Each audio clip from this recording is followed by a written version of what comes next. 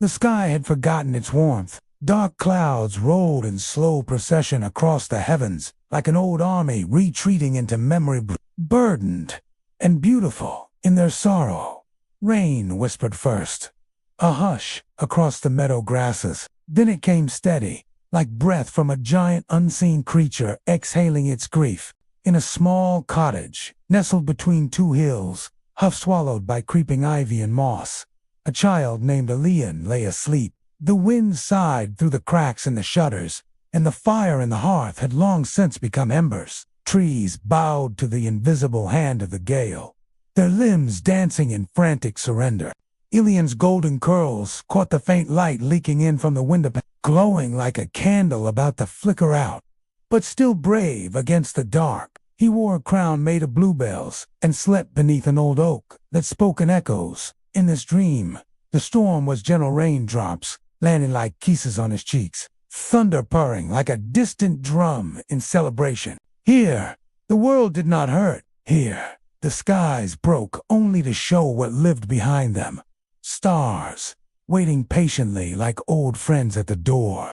Yet inside the cottage, time moved differently. Soft, dreaming, wrapped in hush. It was a journey, a wandering of the soul through places the waking world could not touch.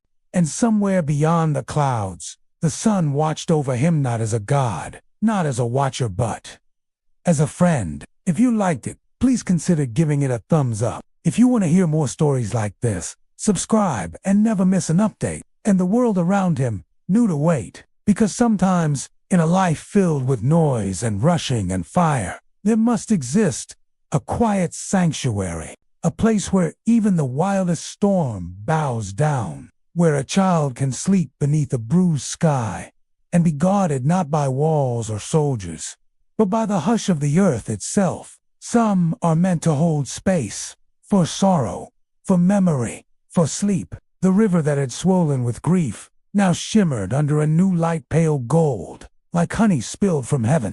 Something had been kept safe here, not hidden, not shielded, but held gently, like a memory too precious to speak aloud. Like a poem written in silence. Inside the cottage, the embers had finally died, but the child still slept, and from above, through a clean, cracked window pane, a single beam of morning sunlight reached in and touched Elian's brow. He smiled. Not a wide smile, not a waking one, but the kind you see on those who have met something beautiful in their dreams. And this one, sensing the sacred stillness inside the cottage, began to hush its voice. The wind slowed, the trees began to right themselves. The rain grew softer, more like a lullaby, and the thunder drifted farther and farther away, like an old storyteller walking home after a tale well told. The fields had grown wild, the well had moss on its stone lip, and even the foxes passed by with a quiet nod of respect. It had traveled far, across oceans and deserts, carrying voices from lost cities, the scent of old books, the rustle of forgotten letters. It searched for places where time had softened, where grief had not yet hardened into stone. And here, in this little forgotten hollow of the hills, it found a but it did not wake him. Instead, it circled the cottage like a sentinel, howling not in menace, but in mourning. There was something sacred in the way the child slept and bothered, like a secret kept by the earth itself. But Elian's breath was slow, and even untouched by the storm's restless fury. Outside, the world was an orchestra of thunder and wind, of leaves torn from branches, of shutters clapping like forgotten hands. The bed was small and carved from cedar wood, a quilt stitched with stars and moons by hands long gone covered the sleeping form. No one knew how long Elian had been alone. The world outside no longer came calling. The storm was no ordinary storm. Lightning streaked the sky, illuminating the twisted limbs of trees like skeletal arms reaching upward, pleading, and in one brief flash, the world became Sivara photograph taken by the gods, an eternal moment of pause. Elian stirred, but only slightly. A hand twitched beneath the quilt, fingers curling as if catching something unseen. In dreams, He was walking through a field of paper birds, their wings rustling softly, like lullabies, sung in a language only clouds could understand. Back in the waking world, the storm began to tire. It had raged long and hard, but not every storm is meant to destroy. By morning, the world was soaked in silence. Dew clung to every blade of grass like silver teardrops. The hills breathed again. A white fox watched from the tree. A lark sang softly from a broken fan. Even the flowers battered by the storm tilted their faces upward. The lion would wake, perhaps not today, perhaps not even tomorrow. But sleep was not absence for him. Beneath a stormy sky, he slept still, not unaware, not lost, but gently. If stories are currency, then you're the richest person I know. Thank you for giving your time to this story. I'm certain there are many definitions for what it means to be awake. But if I had to give mine, I would say it being able to feel the difference between a question that wants to be asked and the one that needs to be. In the cradle of the valley, the storm had left behind a hush, the kind that clings to empty churches and snow-covered fields. Nature was quiet now, not because it feared the return of thunder, but because it remembered, and remembrance has its own silence. And so, where the wind softens and the world holds its breath, the days pass, like drifting clouds slow, silent and unsure if they belong to time at all. A stillness surrounded him, not heavy, but deep like the pause in a lullaby just before the final note is sung. Some said a child lived there, asleep through summer and snowfall alike. Others claimed the storm had carved a sacred silence into the hills and that waking him would break it. And some are the soil in which the world begins again. And far above, the stars, who had never stopped watching, leaned in a little closer. It can leave you feeling lost. It can leave you feeling lost. But sometimes getting lost is exactly where we need to be found. Are you feeling lost? Do you need to find yourself? Well, why don't you try a different approach? You can learn more about yourself by exploring your dreams. Share your dreams with us by tagging us on social media. Let's get lost together. She stayed through the night, repaired the shutters, played the flute until the stars came out to listen. She did not ask him to wake. She only watched over him as the earth once had. Outside, the first fireflies rose from the wet grass, blinking like thoughts not yet spoken. And inside the dream, Alian stood once more on the glass shore, the sea stretching out before him, the moon hanging low, waiting. This time, he felt a hand in his warm, small, familiar. Moray, not a stranger, but the name of home. And in that joining, something stirred not in haste, but in readiness, like spring curling its toes at the edge of winter, like dawn pressing gently on the shoulder of night. But no one dared venture close, except one. Her name was Moray. She had walked from the edge of the distant woodlands with a satchel of dried herbs, a carved flute tied to her belt, and questions in her heart she could no longer silence. The storm had taken her brother years ago, or so she believed, and dreams had recently begun calling her back to this place, to a name that rang in her chest like a bell. Each morning, the sun would peer in, uncertain whether to wake or to simply witness. And still, he dreamed. The cottage stood like a forgotten verse of a lullaby, draped in moss and gentleness. Birds did not flee at her approach. Even the fox that watched her steps gave no warning cry. She paused at the threshold. The door, old and tired, swung open with a sigh. Inside, the air smelled of cedar, sleep, and something ancient like rain that had never touched the ground. And in the quiet center of the room, he lay, just as the story said. Elion, her breath caught. He had not aged, not in the way time demanded. He looked like a boy made of quiet suns and old songs, a boy who had fallen asleep the day the world broke and never heard it shatter. She knelt beside the bed, unsure whether to speak. Her fingers trembled above his brow. Elion, she whispered, her voice the softest note. His eyelids fluttered, not like waking, like listening. The room held its breath, and in that moment, between the hush of dusk and the flicker of returning life, The storm that had once shattered the sky sighed its last breath miles away and was gone. Animals returned cautious at first. A stag stepped softly near the cottage, ears alert, eyes wide. Birds built nests beneath the broken eaves. The wind, now gentler, carried petals instead of warnings. Even the brook, once swollen and raging, babbled a song again, like a child resuming its game. And beneath the quilt, Elian breathed in harmony with it all. Elian still slept in the cottage, with ivy for curtains and earth for foundation. This time, his dream took him to the sea, not a real sea, but one that shimmered like glass and whispered stories instead of waves.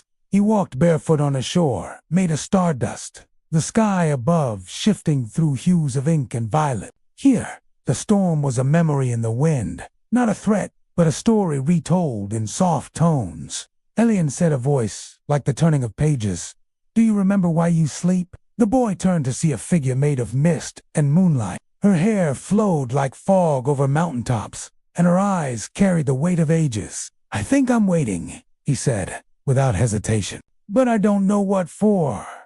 The figure nodded. "Then rest. Waiting is not always empty. Sometimes it is where the world prepares to become something new." Back in the waking world, the forest that bordered the valley began to shift. The villagers, long vanished from the valley after the first great storm, spoke of the cottage as a ghost place. She reached the edge of the clearing, just as dusk painted the sky in bruised mauve and fading gold. Mireille wept then, not because she had found him, but because she understood. Some sleeps are not escapes.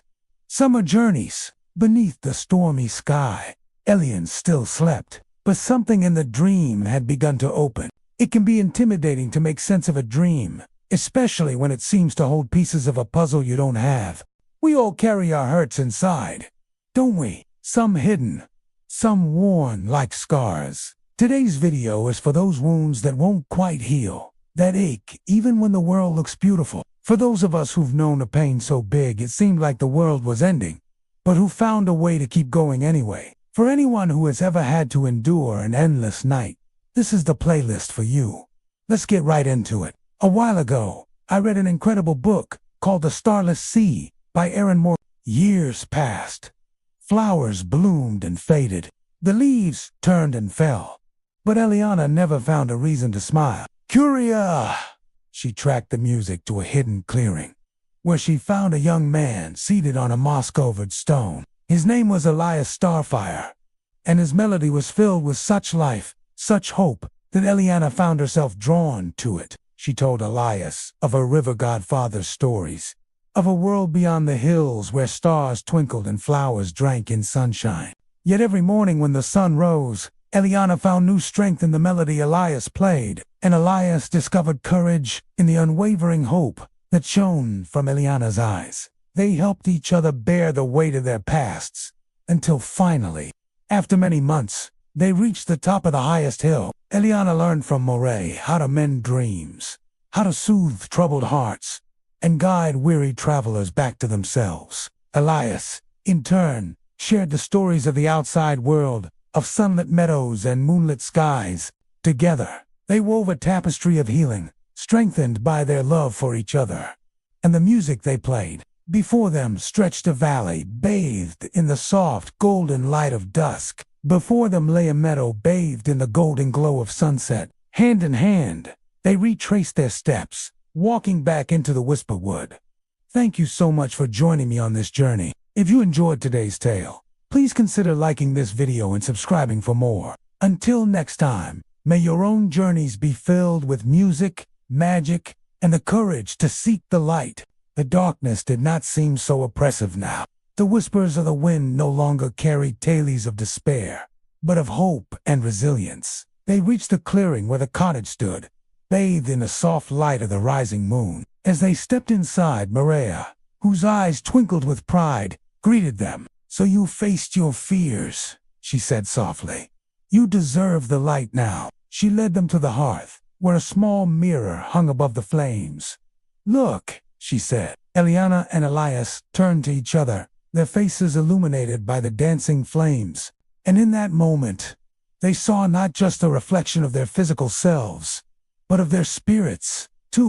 Their eyes shone with newfound clarity, their smiles brighter than any star in the sky. Wildflowers swayed in the gentle breeze, their colors as vivid as a painter's palette. And in the distance, tall mountains pierced the clouds, their peaks kissed by the warm light of the setting sun. "This is the Sunlands," Elias whispered, awe in his voice. They stood there for a long time, soaking in the beauty around them, letting the sun's warmth fill their hearts. But though Eliana and Elias were content, a part of them still yearned for the light and warmth of the sun. One day, Eliana confided this longing to Murray, who listened with a faraway look in her eyes. "There's a way to see the sun," she finally said. "But the path is perilous, and the price great." She explained that beyond the whisper wood lay the Sunlands, where the sun shone bright and clear. But to reach it, they would have to cross the Bridge of Sighs, a place where one could confront their deepest fears. The sky above shimmered with stars, the river sparkled like scattered diamonds, and the trees whispered secrets to the breeze.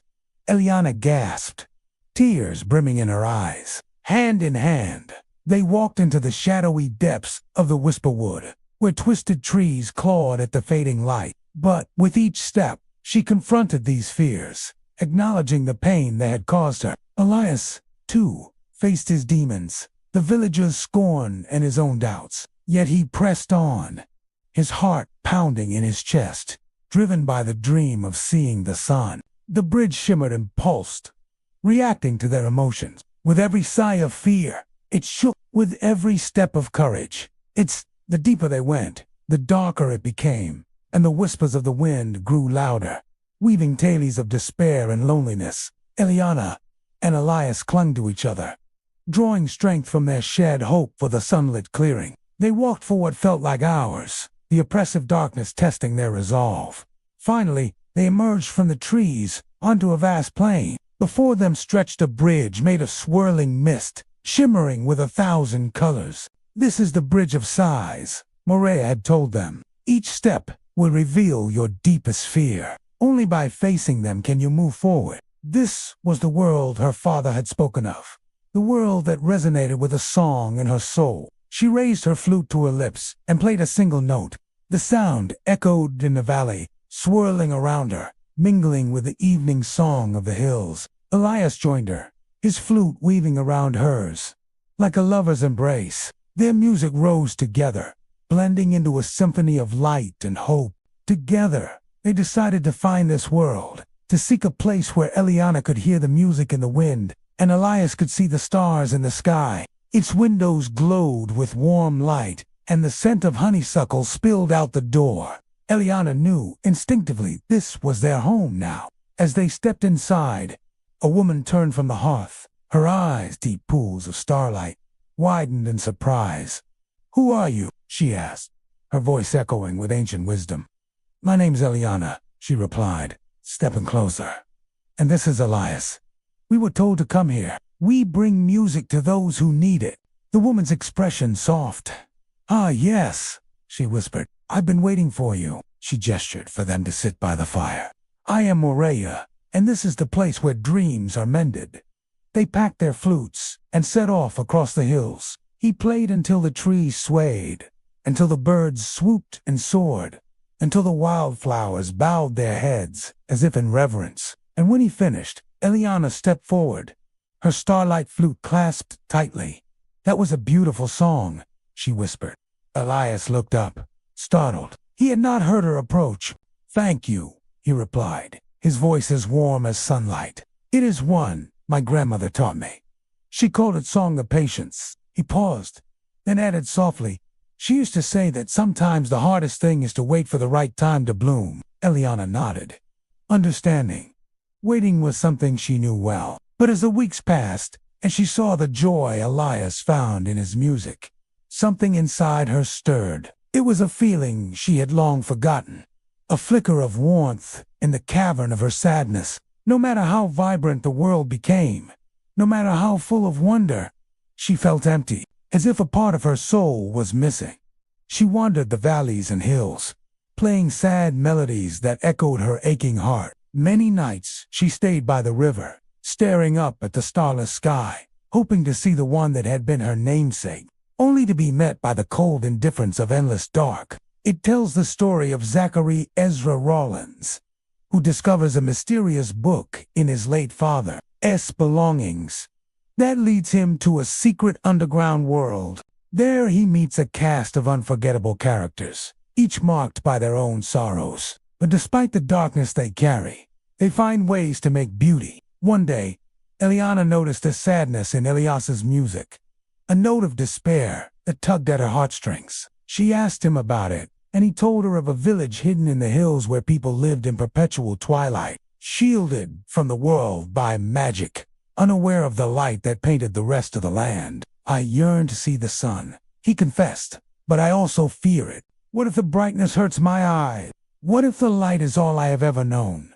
And as he spoke, Eliana understood. To seek the light after living in darkness was both a blessing and a curse. A lone star shone down from the velvet sky, casting silver light upon the babe cradled by the river god Diber. The god held Eliana close, whispering tales of the world that was to be, of laughter and light, of flowers that drank sunshine and trees that danced in moonlight, of love that bloomed beneath a canopy of stars. But Eliana, nestled in Tiber's arms, could not hear his whispers, for she was deaf to everything except the wind's mournful song. And the wind carried a different story, one of loss and loneliness, of a mother who had loved too much, and a father who had feared the most. When the star in the sky died, leaving the world in darkness, the river god knew Eliana would grow up craving the light, so he gave her a gift, a flute carved from starlight, bone, and dreams. And he taught her how to breathe music into it, how to coax the sleeping world into listening. And this playlist was born. Today's story is the first in a series called Tales from Viridia. Viridia is the name of that underground world, and these stories are inspired by the mythical figures I imagined must have lived there long before Zachary arrived. This first tale is about endurance, finding hope in unexpected places, and the profound meaning of returning home. Let's dive in. The world was a whisper when Eliana Riverwind was born. She grew up in the hush of the riverbanks, playing her flute and watching the seasons paint the world in new colors. Then one day, a new sound reached her ears. Someone else playing the flute. Elias and Eliana played together every day, sharing songs from their pasts and hopes for their futures. Then an idea bloomed in her chest, taking root in the small space her hope had grown.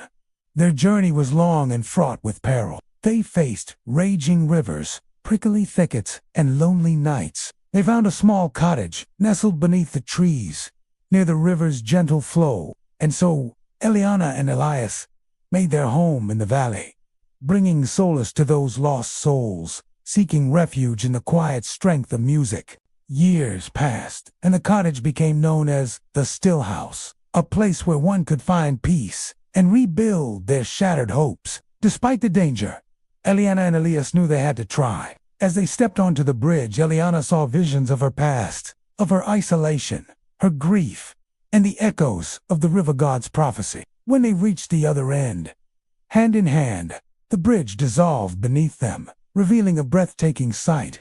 As the sky deepened into twilight, Eliana and Elias knew it was time to return. And that is the end of today's story. Thank you for watching. Would you like part 5 to explore the deeper meaning of the quiet ring? Or follow one of the children who finds healing there and carries it to a new place? You said, Beneath the Stormy Sky, A Gentle Sleep Part 5. The story continues with Where the Silence Blossoms. The first morning Ilian rose from his bed. The cottage sighed, not from age, but from relief, as if the walls had been holding their breath all these years, as if the floorboards, the windows, the quiet hearth all remembered the rhythm of footsteps and soft laughter, and now they welcomed it again. Elian stood by the doorway, fingers grazing the worn wood. The sky above was no longer storm-bitten, but pale with promise. The wind that touched his cheeks was the gentlest kind of remembering wind, not a warning one, Mireille watched him from the garden, her hands buried in dark soil as she planted tiny roots that would one day become food, or flowers, or both. She didn't rush him. She knew that waking from a sleep like that required time to become real. "I dreamed for so long," Elian said finally, stepping outside. "I know," Mireille replied, brushing her hands clean. "But some dreams are longer because they carry more." He looked out at the hills. The grass shimmered in sunlight. Birds nested in the arms of trees that had once bowed beneath the storm. Life was returning in slow, deliberate steps just as he was. "I dreamed of oceans in the sky and bridges made of starlight, of voices I never met, but somehow knew." He turned to her, his eyes bright but calm. "Do you think it meant something?" "I think it still does," Mireille said. They sat together on a stone beside the garden, two shadows leaning into the morning. In the days that followed, the valley began to change, not just in color or sound, but in feeling. It was as though the land had been holding grief for a long time, and now, with Elian awake and Mireille beside him, it could begin to breathe again. Children from distant villages began appearing at the edge of the woods. Not many, just one or two at first, wandering without knowing why, drawn by some invisible pull. Some had been quiet too long. Others had stopped dreaming. Their eyes were dim, their voices careful. Elian welcomed them with stillness. He didn't ask questions. He simply offered space. Space to sit by the fire, to rest beneath the sky, to let silence do what words often could not. And the children stayed, some for days, some for a single night. Some came back with seeds and songs and stories gathered from towns that had never known such peace. The cottage became something different. Not a house, not a refuge, a beginning. One evening, after the lanterns were lit and the air smelled of wood smoke and mint, Mireille found Elian staring at the stars. "You feel it too," he said without looking away. "Yes," she answered. "But some dreams are longer because they carry more. And now, you teach others how to listen again." He nodded, not with certainty, but with trust. The kind of trust that doesn't need to understand everything in order to begin. So they began, together.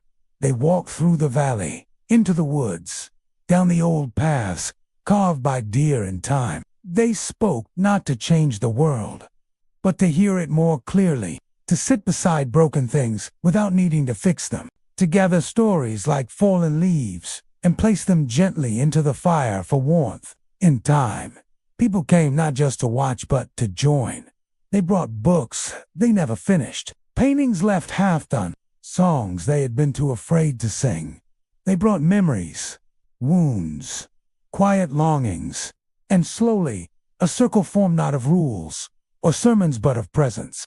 It became known as the quiet ring, a place not to speak, but to be, where grief was allowed to breathe, where silence was not awkward, but sacred, where the sky stormy or clear was always welcome. Elian and Mireille never claimed to lead it. They simply kept the fire lit. They built no altar, raised no flags, but those who entered left lighter, as though they had placed something down they hadn't known they were carrying. One night, as spring returned once more, Mireille sat beside the old cedar bed. "Elian," she said softly, "do you think the storm will come again?" He looked toward the dark horizon, where clouds flickered with distant lightning. "Yes," he said, "but we're not afraid of it anymore." She smiled, and the rain began to fall, not in rage, but in rhythm, soft, steady, like a song returning home. I know I say this about every single one of my videos, but please do not forget to leave a like behind. This helps the algorithm, and I really appreciate it.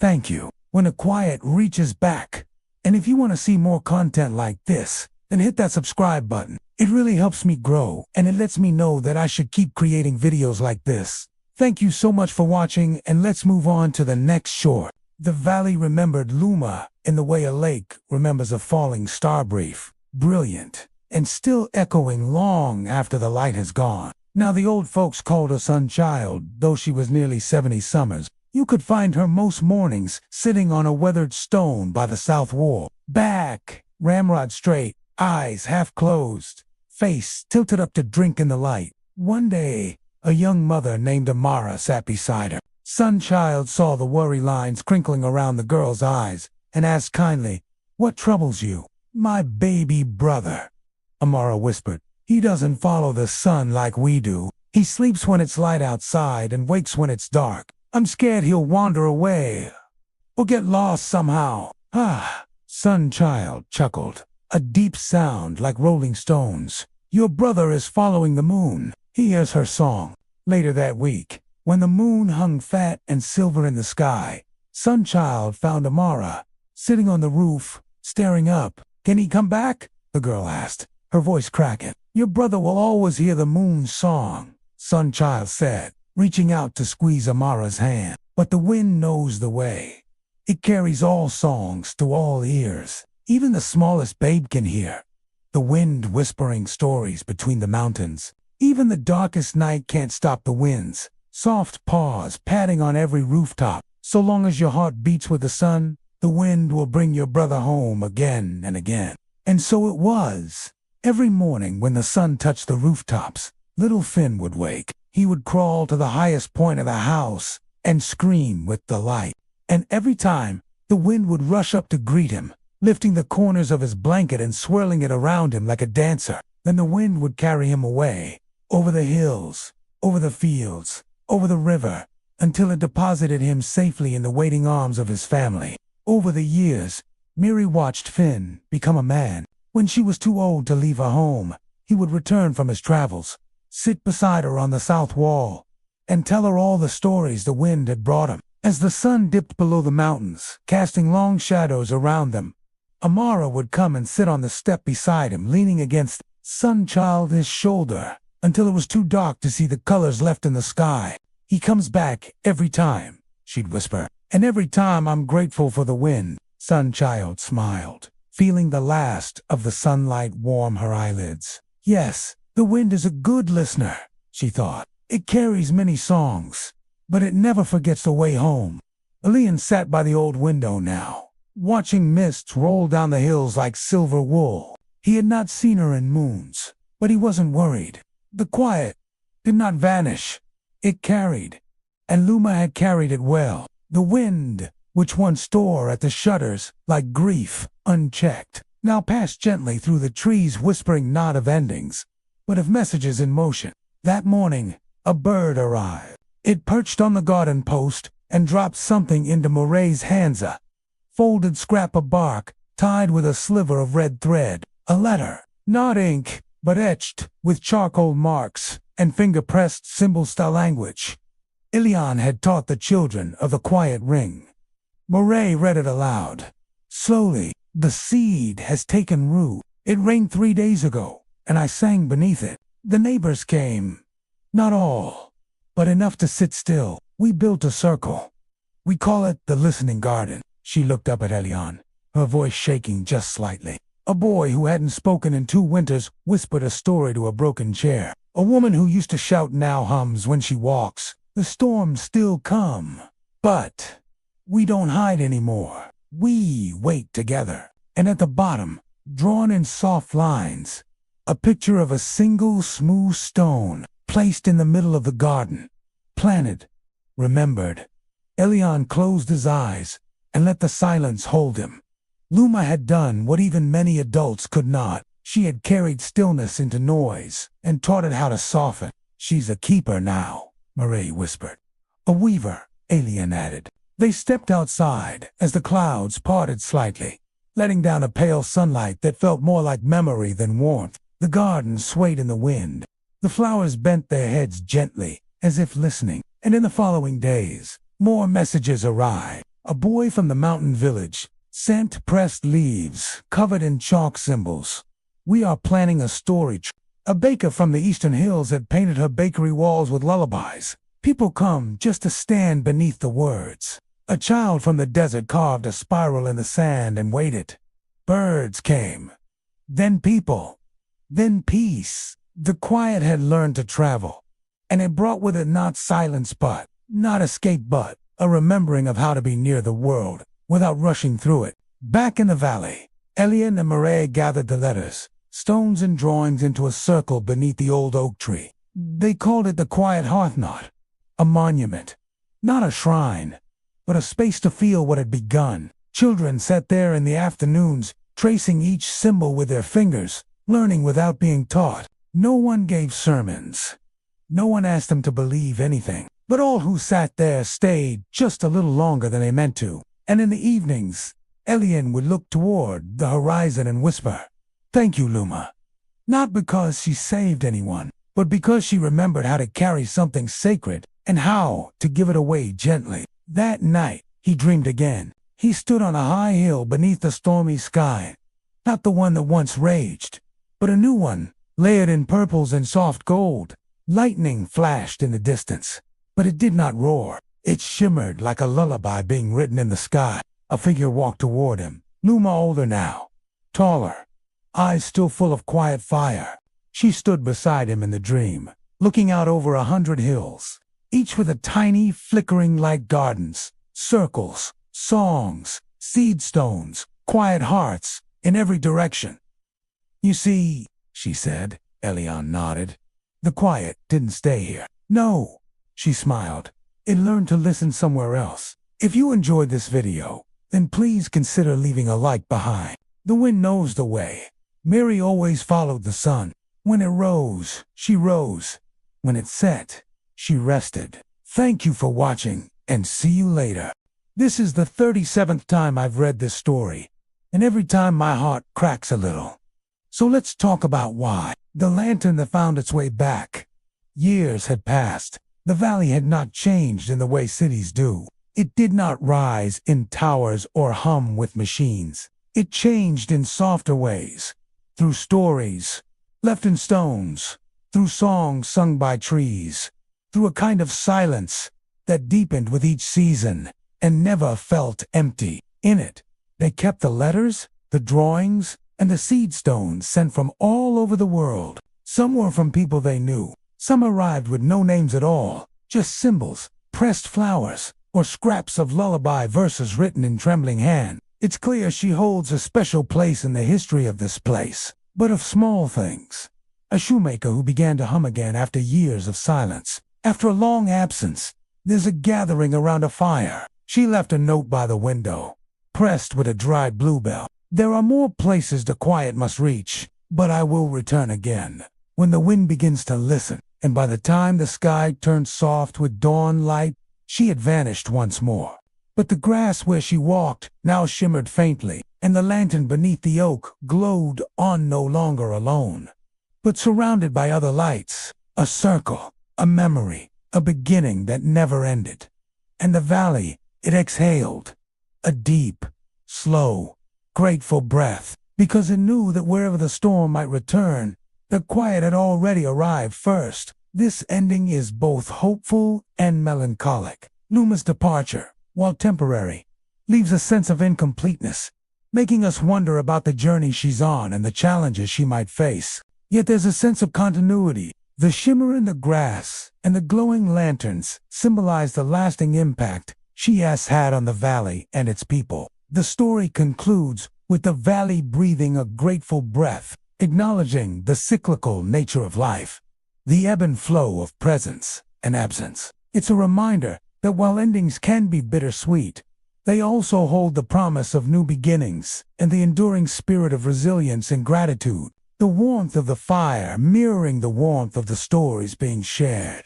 And what makes this moment even more poignant is the type of stories being told. They're not epic tales, but quiet narratives of healing and growth. These stories resonate deeply with the characters and the audience, creating a sense of shared humanity and the universality of these experiences. Through these stories, they confront the complexities of human emotions and the challenges of everyday life with empathy and understanding. A boy who taught a village to sit in a circle without speaking. A grandmother who remembered how to say, "I'm sorry," by planting violets near her doorstep. Well, I think it's the quiet power of the story. It's not an epic tale of adventure, but a gentle exploration of themes that resonate deeply within us all. The story beautifully portrays the healing power of connection, the importance of self-discovery, and the transformative impact of embracing the quieter aspects of life. Moreover, the story reminds us that true strength lies not in silencing others,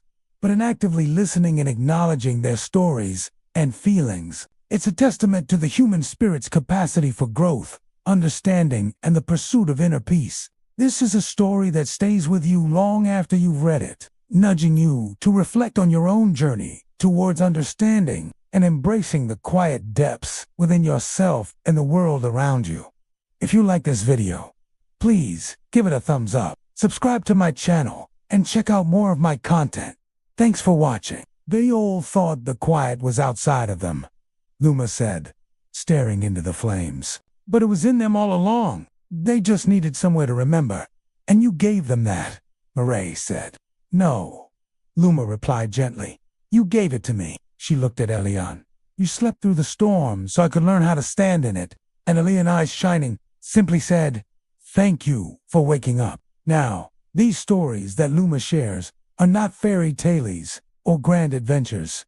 They're simple narratives of everyday life. They deal with quiet moments of healing and understanding. I really like this contrast because it emphasizes that profound transformations can occur in the most understated moments. These stories aren't about sweeping changes or dramatic events, but about the power of small acts of kindness and self. For example, the shoemaker finding solace in music, the boy teaching a community the value of silence, and the grandmother expressing remorse through her violet patch. These stories highlight the healing power of creativity, mindfulness, and sincere apologies. Her reappearance stirs up a mix of emotions and the anticipation of the reunion. The potential revelations and the impact her return will have on the community is palpable. I find this moment in the story particularly interesting because it symbolizes the return of an essential part of themselves. Her absence had created a void,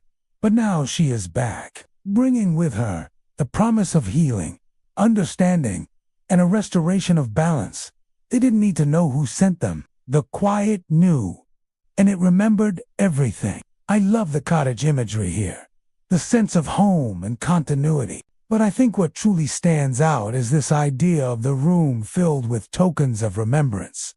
Letters, drawings, seed stones. Each item isn't just an object. It's a vessel of shared experiences, emotions, and connections. These aren't relics to be locked away, but active elements of their lives. They don't need to know who sent these items. The quiet knows. And this quiet isn't an absence of sound, but a presence, a living entity that envelops and comprehends all. It's a profound concept of interconnectedness, suggesting that everything has a place and purpose within the grand tapestry of existence. Elian was older now, not old by the count of candles or clocks, but older in the way rivers become wise. He moved a little slower. He listened longer, a figure in a dark blue cloak, a lantern in her hand. Not a child, a woman now, taller, weathered by wind and wonder, but her presence struck the same note in the world that only a few ever did. A kind of stillness. It didn't hush things, but invited them to breathe. This is such a beautiful passage. The imagery is so vivid. The golden light as a prayer unfolding is a striking metaphor. And the arrival of this cloaked figure with a lantern is both mysterious and captivating. The description of her presence, not as something that silenced the world, but as something that invited it to breathe, is a wonderful touch, suggesting a harmony and interconnectedness with nature. I really like how the author describes her as weathered by wind and wonder. There's a sense of resilience, strength, and a life well lived, seasoned by experiences and insights gained along the way. And when he spoke, the wind often paused to hear him better. Mari still lived in a cottage with him. They had added a small room with windows that looked toward the hills. In it, they kept the letters, the drawings, and the seed stones sent from all over the world. Some were from people they knew. Some arrived with no names at all, just symbols, pressed flowers, or scraps of lullaby, verses written in trembling hand. They didn't need to know who sent them. The quiet knew, and it remembered everything. Then, one evening, as golden light stretched across the valley like a prayer unfolding, Elian saw someone at the edge of the field. A figure in a dark blue cloak, a lantern in her hand. Not a child, a woman now taller, weathered by wind and wonder. But her presence struck the same note in the world that only a few ever did. A kind of stillness that didn't hush things, but invited them to breathe. The first thing I want to talk about today is the image of the valley not changing in the way cities do. This immediately grabbed my attention because I live in a city, and there is this idea that rural areas never change. I think we tend to imagine the countryside as static, unchanging, which couldn't be further from the truth. In fact, rural areas experience change at their own pace, dealing with issues like gentrification, natural disasters, and shifting economies.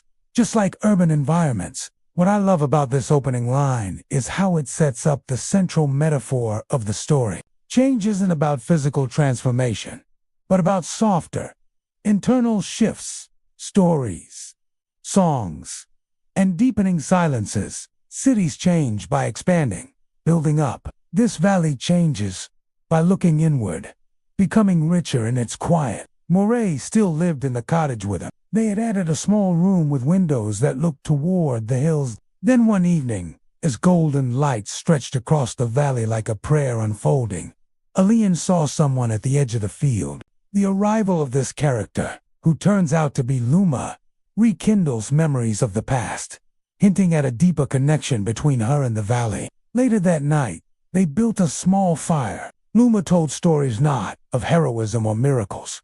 Later that night, they built a small fire. Luma told stories. This is such a powerful scene. The next morning, Luma rose. Before the sun, she didn't wake them. So why does this story crack my heart every time? I know we don't talk about this much, but I am pretty sure there are some kids out there right now listening to our audio stories. And I want to send a special shout out to all of you. You know who you are. If any grown-ups are listening to, and you have a kiddo who loves stories, please tell them Happy Kiddo Story Time exists, and that you can subscribe to get new stories every week. Okay, story time is starting. Once upon a time, there was a valley. Just an ordinary valley with hills, 4 sides, and a river for a heart. Nothing spectacular, except for what it held inside. It held the quiet hearth, a place where the very air seemed to understand the language of souls, and where trees listened to tears and rocks remembered laughter. Long ago, a young man named Elian stumbled into this valley during a raging storm. The quiet took him in, sheltered him, and when the storm was over, he stayed. Now, many years had passed. The valley had not changed in the way cities do. It did not rise in towers or hum with machines. It changed in softer ways through stories, left in stones, through songs sung by trees, through a kind of silence that deepened with each season and never felt empty. Elian was older now, not old by the count of candles or clocks, but older in the way rivers become wise. He moved a little slower. He listened longer, and when he spoke, the wind often paused to hear him better. Moray still lived in the cottage with him. They had added a small room with windows that looked toward the hills. In it, they kept the letters, the drawings, and the seed stones, sent from all over the world. Some were from people they knew. Some arrived with no names at all, just symbols, pressed flowers, or scraps of lullaby, verses written in trembling hand. They didn't need to know who sent them. The quiet knew, and it remembered everything. Then one evening, as golden light stretched across the valley like a prayer unfolding, Elian saw someone at the edge of the field, a figure in a dark blue cloak, a lantern in her hand.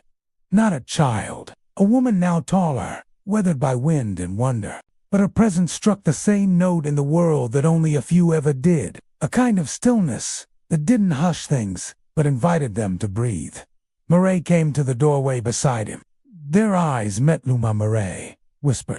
The name passed through the air, like smoke curling from a sacred fire. They did not run to her. They waited, as they had always done, for arrivals to unfold in their own time.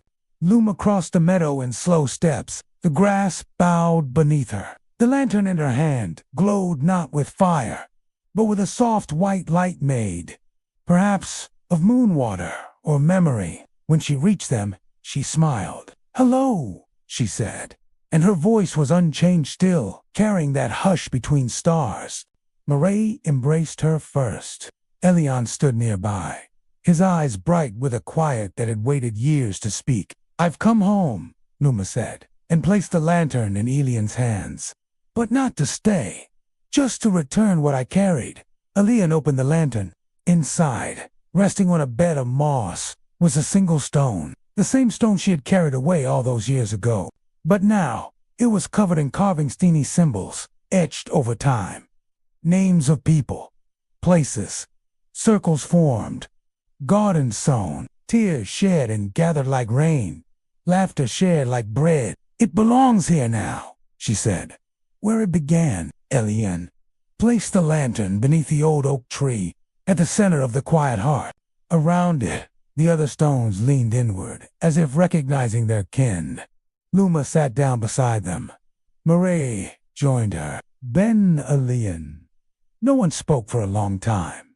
The wind played with the grass. The trees sang their green song, and far above, the first stars blinked gently into view.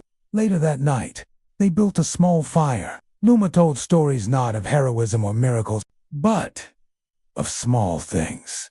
A shoemaker who began to hum again after years of silence. A boy who taught a village to sit in a circle without speaking. A grandmother who remembered how to say, "I am sorry," by planting violets near her doorstep. They all thought the quiet was outside of them, Luma said, staring into the flames. But it was in them all along. They just needed somewhere to remember. "And you gave them that," Maria said. "No," Luma replied gently. "You gave it to me." She looked at Elian. "You slept through the storm so I could learn how to stand in it." And Elian, eyes shining, simply said, "Thank you for waking up." The next morning, Luma rose before the sun. She didn't wake them. She left a note by the window, pressed with a dried bluebell. "There are more places the quiet must reach, but I will return again when the wind begins to listen." And by the time the sky turned soft with dawn light, she had vanished once more. But the grass where she walked now shimmered faintly, and the lantern beneath the oak glowed on, no longer alone, but surrounded by other lights. A circle, a memory, a beginning that never ended. In the valley, it exhaled, a deep, slow, grateful breath, because it knew that wherever the storm might return, the quiet had already arrived first. Okay, let's talk about the quiet herd for a second. Do you think Elian and Mari were afraid when they heard the storm coming? When they realized it was time to go inside, did they seek shelter? Did they hold each other close and wait for the wind to pass? What do you think? Also, how did Luma feel when she got back to the quiet heart? How do you think she felt seeing Elian and knowing that she was home? If you liked this story, be sure to leave us a like. If you want more stories like these, subscribe and then listen to another story. Thanks for listening. This is a story about listening to stories, to yourself, to your dreams, and to the magic that lies dormant in every bit of creation. If you love that, then please subscribe and join us on this journey. Far from the valley, past the wheat-touched plains and the mountains that scraped the sky, there stood a town where everything was loud. Trains roared through the center at dawn. Machines breathed heavy and hot behind factory walls. Cars groaned across crumbling roads. Even the wind seemed restless, scraping over rooftops like it had forgotten how to rest. In the middle of this town lived a boy named Kale.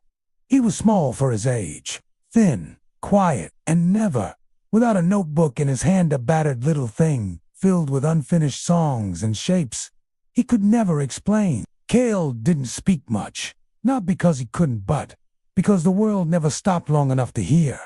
No one noticed when he walked. No one asked why he always stared at the sky like he might apologize. The noise of the town didn't leave room for softness, and so Kale grew used to carrying his wonder in silence, like a lantern without a flame. Then one afternoon, the sky broke open. Not in thunder, not in storm, but in a sudden, hushed light, like the world had blinked and, for just a moment, remembered how to be still. Kale was walking behind the old train yard, where weeds grew tall and stubborn, when he saw a garden tucked between two crumbling buildings. Wildflowers and cracked concrete, a ring of stones surrounding a low bench made of driftwood, and at the center of it all, half buried in dirt, was an old bronze bell. The air there was different, cool, weightless, like stepping into a forgotten breath. Kale knelt beside the bell. Something was carved into its side knot, in letters he recognized, but in simple marks. Circles, spirals, stars, the same symbols he'd been drawing in his notebook for years, without knowing why. He reached out and touched the bell. It made no sound, but in his chest, something rang, a memory he didn't remember having, a voice he didn't recognize, saying, "Even here, the quiet grows." Kale returned every day. He brought seeds, watered the flowers, sat on the bench with his notebook open and waited for something he couldn't name. People passed him, puzzled, dismissive. But a few stopped. A tired woman sat beside him one evening and cried without a word. An old man left a piece of bread on the stone. A little girl came and danced barefoot in the weeds. Something had begun, a silence, but not an emptiness, a space. One night, Kale dreamed of a girl in a blue cloak with a lantern in her hand. She stood in a garden much like his, surrounded by wind that sang instead of screamed. She placed something into his palm, a single, smooth stone. "Take this," she said. "There are others." When he woke, the stone was there, real cool, etched with the same spiral as the bell. He ran to the garden, but now he noticed things he hadn't before. Tiny carvings in the stones, marks from different places, names in unfamiliar alphabets, symbols like musical notes, feathers, waves, seeds. He understood then. This garden had been planted long before him, by someone who knew how to carry quiet, someone who had left the bell not to be rung but to be remembered. He placed a stone gently beside it, then opened his notebook, and for the first time, the song that had been waiting found its way through his hands. He wrote, and wrote, and wrote, not to be heard, but to listen back, far away. In the valley, Moray stood at the edge of the old oak tree. The lantern beneath it pulsed softly. Elian stepped beside her. "Another hearth?" he asked. She nodded. "They're lighting now, without our help." He smiled. "That's how we'll know it's working." Beneath the stormy sky that once wept and wailed, a quiet wind passed over the hills. It carried seeds from gardens unknown, words from letters never sent, and songs from children who no longer needed silence to fill safe-only space. Kale spent hours in his garden, watching clouds take shape in the vast sky, feeling the earth beneath him, breathing with the rustle of leaves. One day, a new family moved into the house, across the tracks. 2 parents, 3 children. As soon as they were settled, the mother came to him with a list of sounds her youngest had heard. The whistling pipes, the creaking stairs, the sighing wind. "Are they dangerous? Should we move again?" Kale felt the weight of her worry and took her hand. "These are just sounds," he said. "Like the wind makes music. The pipes sing their songs. They aren't dangerous, only lonely. And sometimes lonely can be sad, but mostly it wants company." So he did what he could. He showed the children the best hiding spots amongst the weeds. He taught them how to read the language of birds. He told them stories of faraway lands, of brave knights, and fire-breathing dragons. He gave them names for the feelings they couldn't place, showed them how to become part of the music. That spring, the garden bloomed with new life. Dandelions and daisies, poppies and pansies, irises reaching up to touch the sky. The children laughed, chased butterflies, and skipped rope between the tall weeds, while Kale watched, a smile touching his lips for the first time in a long while. Then summer came, bringing with it the rumble of thunder and the blinding flash of lightning. One night, a violent windstorm swept across the town, tearing shingles off roofs, snapping branches, and shaking the walls of houses until their foundations cried out. terrified. The family huddled together, listening to the howling wind. The next morning, they crept outside to find the garden unrecognizable, the wildflowers crushed, the bell knocked from its stone stand, the bench overturned, the glass from the greenhouse shattered at their feet. The little girl ran to Kale, tears streaming down her face. "What have we done?" she cried. "We brought the storm." Kale knelt beside her, his hand warm on her shoulder. "No," he said. "Storms don't come from us. They come from inside. But it's up to us to teach them how to dance." Together, they gathered the fallen flowers, pulled weeds, and set the bench right side up. By nightfall, the rain had stopped. The clouds thinned, and the stars peeked shyly through the dark. Later that week, Kale stood beside the riverbank, watching the water turn from brown to clear. A heron landed on the stones nearby, its feathers ruffled by the wind. Beside him, the little girl dipped her toes in the shallow water. "The garden doesn't look like it did before," she said quietly. Kale smiled. "And yet it's more beautiful than ever. The flowers are tougher now, their roots stronger. They won't be blown away. So is a—" He looked at the girl, her hair tangled by the wind, her eyes shining with unshed tears. "Do you think we're like the flowers?" he asked. She thought for a moment. "Maybe," she whispered. "If we're strong enough, we can weather any storm." Kale squeezed her hand. "Yes," he said. "If we're strong enough." From somewhere deep within him, the memory stirred, a whisper of ancient words, a song of quiet strength. He closed his eyes and began to hum. The melody flowed through him, connecting to something vast and eternal. The wind carried his song away, weaving it into the rustling leaves and the babbling brook, sending it dancing through the tall grasses and over the hills to the distant valley where a great oak tree stood, sentinelist against the changing seasons. At its roots, a faint light flickered. A girl with hair like spun moonlight and eyes the color of twilight opened her gaze to the heavens. Her lips moved silently, forming words of power and peace. The lantern in her hand glowed brighter. Her heart beat in time with the song that echoed from beyond the hills, growing stronger with each note, swelling with each verse. Years went by. The garden thrived, becoming a haven for the townspeople, a sanctuary of calm in a sea of noise. Kale, older now, but with the same gentle eyes, watched the people come and go, sharing their laughter and their tears. He tended the bell, polished its surface until it shone like a beacon, its music echoing faintly in his soul. One day, he looked up to see the weathered face of the old man from before, leaning on his stick beside the bench. "I remember when this town had only silence," the old man said, his voice raspy with age.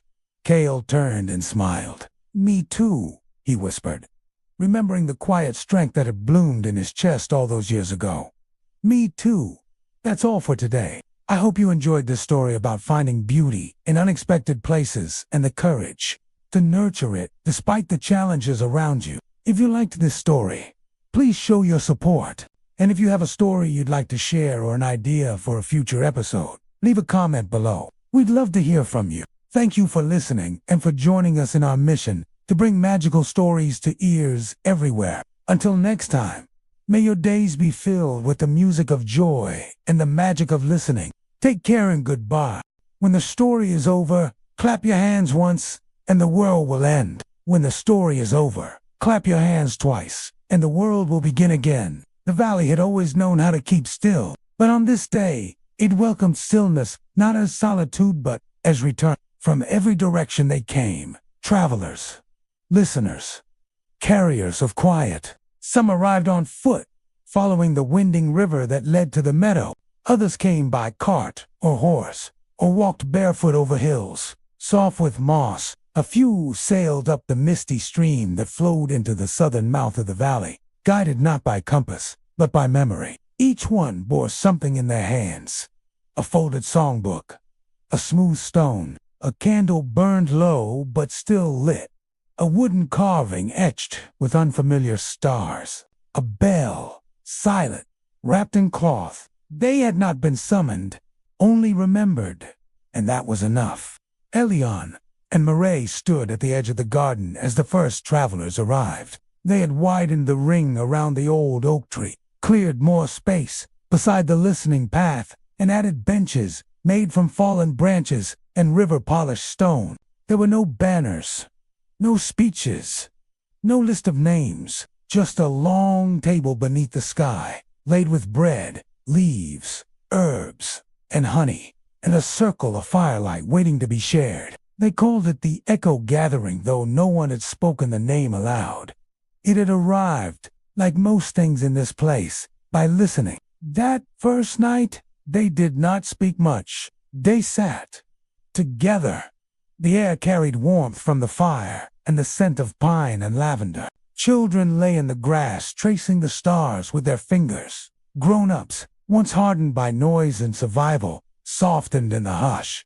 And then someone began to hum. It was an old woman from the Salt Coast, her eyes bright with sea weather. The melody was nothing anyone recognized, and yet it belonged to them all. Others joined, slowly, not with words, but with tones, deep, rising, layered like dusk upon dusk.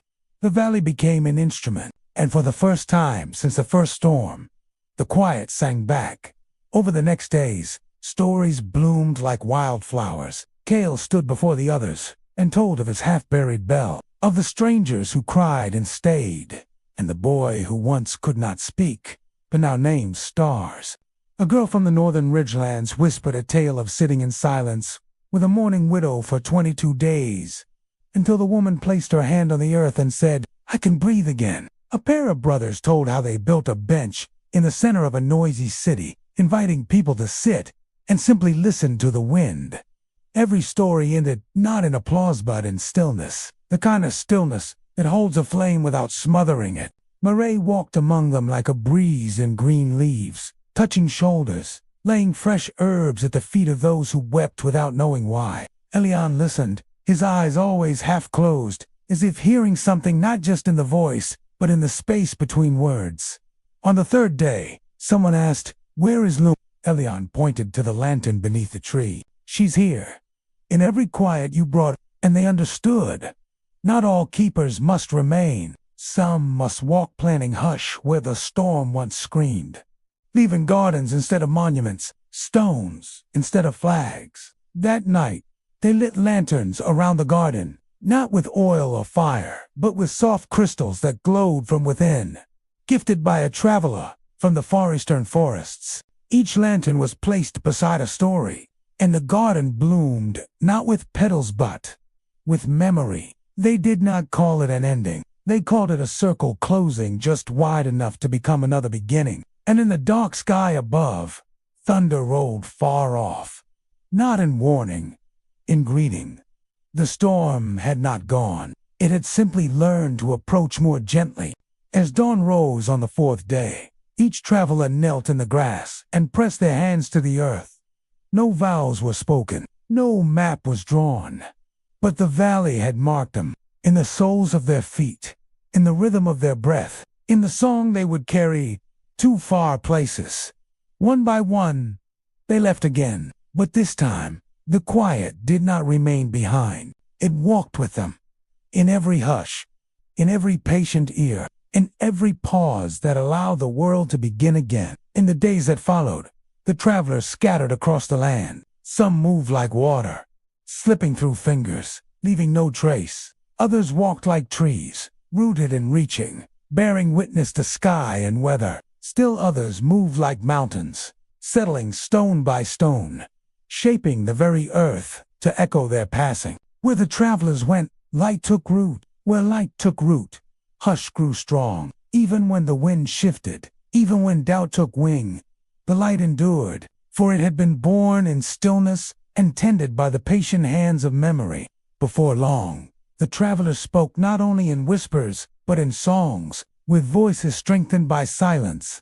They wove tales of the valley, of its sheltering arms and whispering wisdom. Those who heard the songs felt a stirring deep within, a remembering of something long forgotten. They, too, had known stillness once, and the world had been whole. Now the songs traveled beyond hills and hollows, across rivers and plains, to places where the echoes of the valley had never reached. And so it was that the keepers of quiet returned to a world that was both changed and unchanged. They found bustling cities grown weary of their clamor.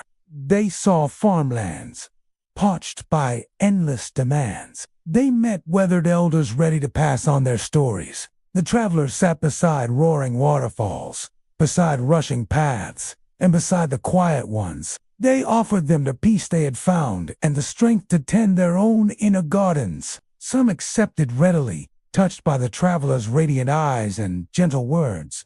Others hesitated, clinging to anger or fear or grief. Yet even these could not resist the light blooming steadily within the travelers, nor the promise held in the hush of their hands. Then the travelers moved on, leaving seeds of stillness in hearts and minds. Where the seeds fell on fertile ground, hush took root, gardens bloomed. In the cities, new pathways opened away from the clamor of commerce and toward hidden groves, where sunlight dappled the grass. In the farmlands, parched hands sank into cool soil and felt not just nourishment for crops, but healing for spirits. Around fires in the hills, elders passed down stories, not just of ancestors, but of the travelers and the miraculous valley that birthed them anew. Wherever the travelers went, the light spread, weaving a tapestry of calm across the land.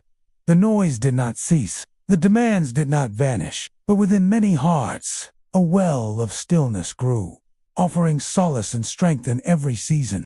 Here's our summary of The Bear and the Nightingale by Catherine Arden. This is a fantasy novel based loosely on Russian folklore and fairy tale, featuring characters inspired by figures from Slavic mythology. It's the first book in the Winter Night trilogy. In medieval Russia, a young woman named Vasia Yegorova is desperate to save her family and village from a terrible curse brought on by her increasingly cruel and ruthless stepmother, who has banned all magic and traditional beliefs in order to replace them with Christianity. However, she lives in a world where magical creatures known as the Finnic people dwell in the forests and hunt evil spirits, and they believe that Vasia is the reincarnation of the goddess who must embrace her powers to save the land from an ancient evil known as the Winter King. Meanwhile, Vasia struggles with feelings of unworthiness and self-doubt, and so she turns to her grandmother for help, who teaches her about her heritage and shows her how to harness her innate abilities. But she soon learns that her power can only be realized when she accepts the darkest parts of herself. And so, while Vasia trains to become the hero that her village needs, she is confronted by a terrifying enemy in the form of a mysterious and seductive ice wizard named Morozov. Vasia and Morozov eventually fight a great battle in which Vasia discovers the true source of her power. In the end, Vasia defeats Morozov and breaks the winter that has cursed her village. And although she loses her grandmother in the process, she accepts her role as the new protector of her people and saves her family from their stepmother's tyranny. It's the story of a young girl coming into her own power, of good versus evil, and a celebration of Russian culture and folklore. Now let's get into some interesting facts about the author and the book. The author, Catherine Arden, is an American author of fantasy novels. Her debut novel, The Bear and the Nightingale, was published in 2017 and was nominated for a World Fantasy Award. Her second novel in the Winter Night trilogy, The Girl in the Tower, was published in 2019. Both novels have been New York Times bestsellers. Arden received her BA from Columbia University and her MFA from the University of Michigan. She currently lives in Wisconsin with her husband and son. Number 2.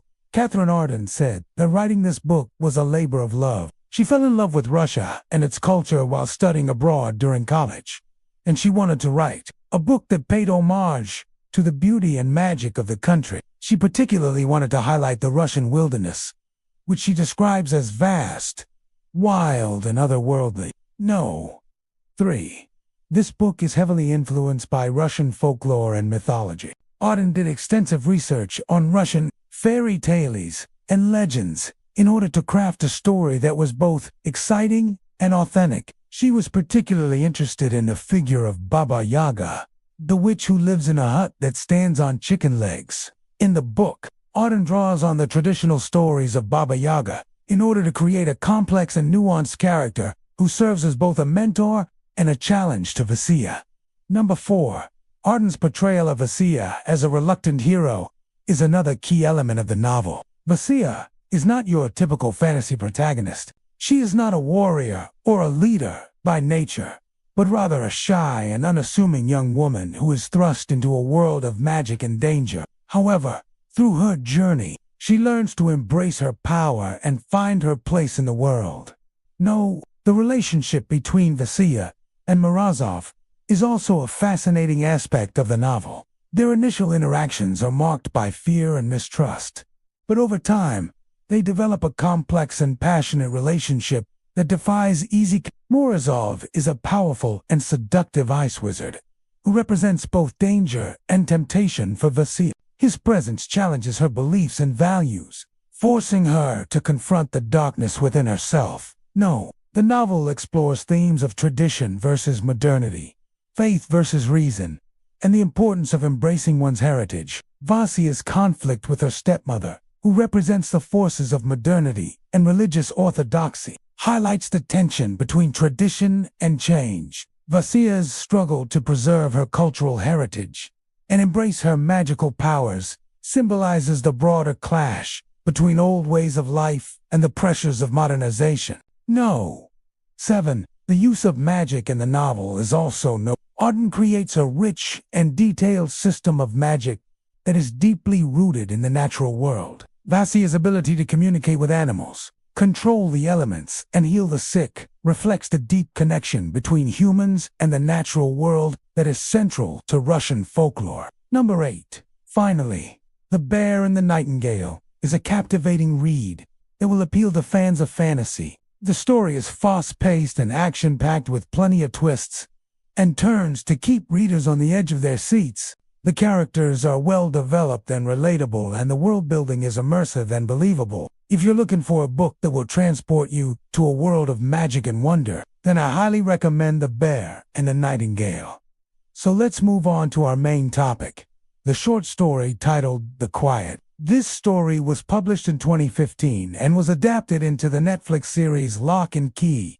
It follows a young boy named Bode, who moves into his father's ancestral home, called the Key House, after his father is killed in a home invasion. Along with his sister and mother, Bode explores the house and discovers magical keys that unlock not only the secrets of the house, but also the powers that lie within him.